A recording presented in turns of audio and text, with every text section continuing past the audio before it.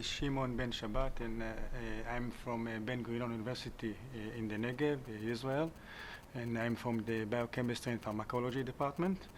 I'm working on AMD as well as other direction of neurodegenerative diseases.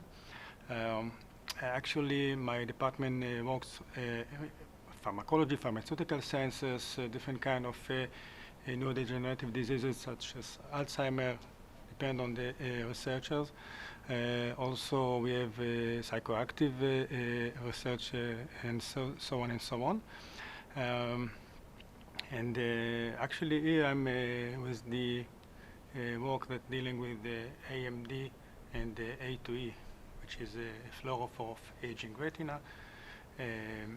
Actually, this compound, it's well known that its accumulation in the retinal pigment epithelial cells leads to the death of the cell through extensive oxidative stress, as well as altered inflammation responses.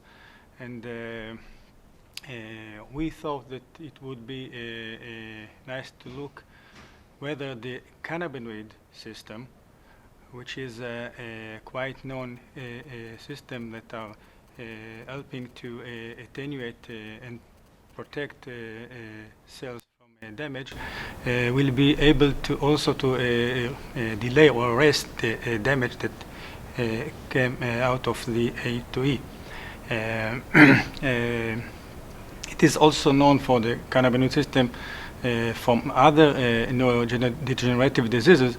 So we followed different pro-inflammations agents as well as MAP kinase proteins pathways and tried to figure out whether this group of compounds, cannabinoids, endocannabinoids, as well as non-psychotic cannabinoids, will be able to attenuate the damage of A2E. We followed, as I mentioned, ERK and different kind of inflammatory agents such as IL-8 as well as MCP1. The interesting result, I think, that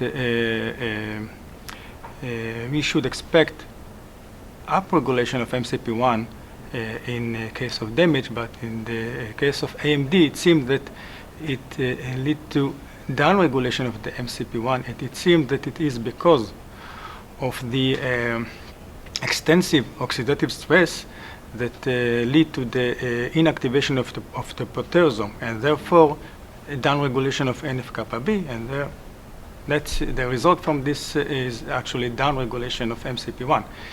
And the cannabinoids know how to take it up, which means they can lead to upregulation of the MCP1.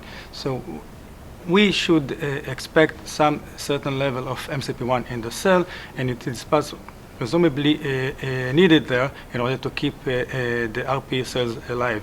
So we believe that in the future we'll be able to do more experiments to see more about the mechanism of action in terms of whether these compounds doing their activity through the cannabinoid receptor.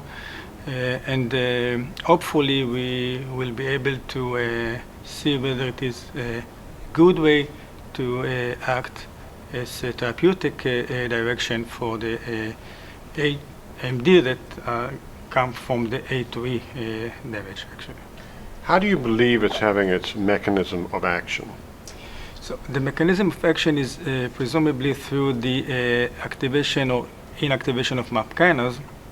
It seems that A2E may lead to oxidative stress and generation of reactive oxygen species that by their own time can influence the MAP kinase and activate the MAP kinase. And the cannabinoid on the other hand can bind to the receptor and inactivate the MAP kinase, and this signal transduction can go all the way through the nucleus to the secretion of the pro-inflammatory agents such as IL-8 and MCP1, as I've mentioned. In terms of the potency of this effect, if you compare it to other compounds, where does it rank?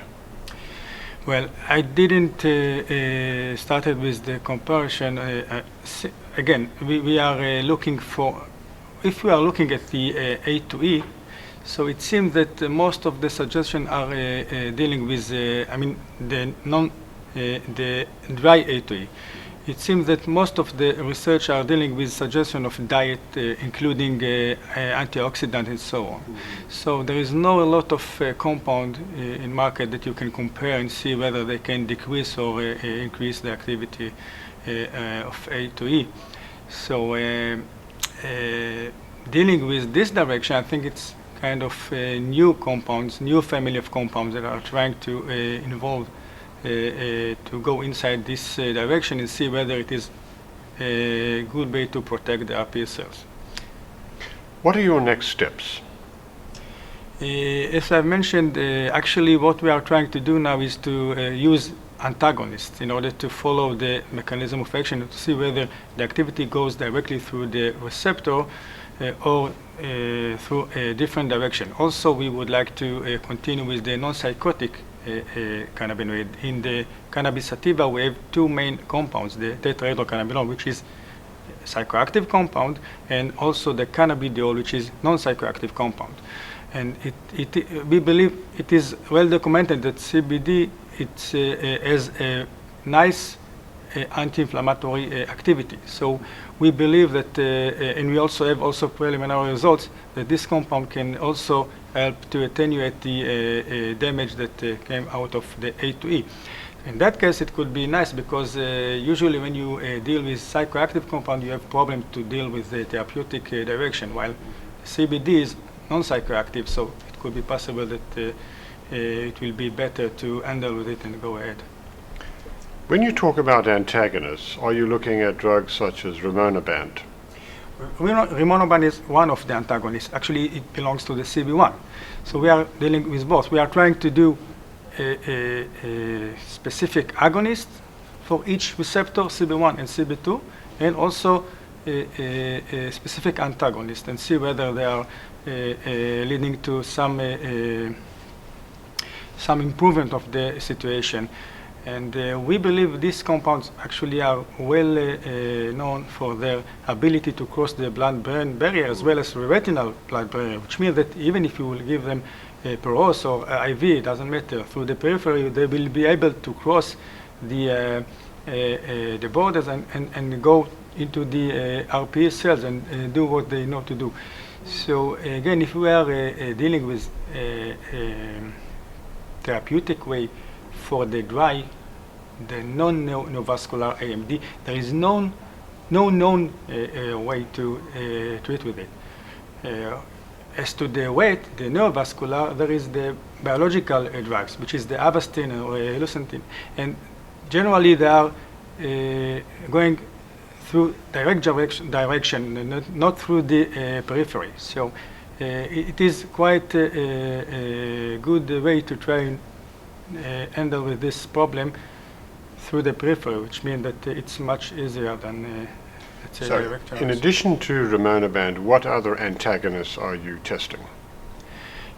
There are two different antagonists. Rimonabant is the specific antagonist for CB1. So we are using this compound from the same series, the SR series of the antagonist, which also belongs to the CB2 and is acting as a specific antagonist to CB2. So in this way, we would like to know whether the antagonists are able to block the activity or not. We have, again, I'm saying that because it's quite preliminary result, but we have at the beginning, we have some kind of direction that are pointing on the ability that CB1 blocking can help and protect the RPE, while activation of CB2